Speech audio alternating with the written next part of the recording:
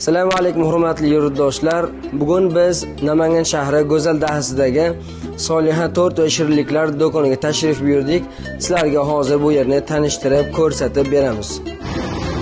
Mana yurtdoshlar, ko'rib turganingizdek assortiment juda ham katta. Mana bunday mayda pechenyelar deysizmi? Mana bunday yong'oqchalik deysizmi? Pirojni, tortlar, har xil shirinliklar. Siz o'zingiz xohlagan shirinlikni ham zakaz bersangiz bo'ladi. Zakazlaringizni qabul qilib, Namangan shahri bo'yicha yetkazib berish xizmatini beplatni qilib ham berishadi. Namangan shahrida juda ham taniqli bo'lgan Hadicha tort markazida ishlagan mutaxassislarimiz o'zlari alohida do'kon qilib ish faoliyatlarini boshlashibdi.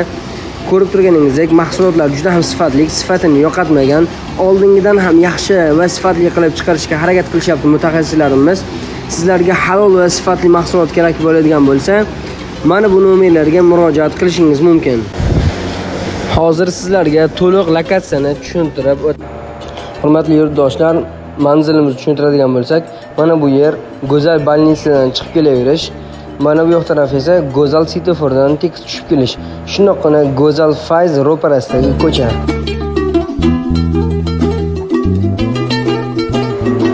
Bu ko'chani eski Go'zal bolnitsa yo'li ham deb atashadi.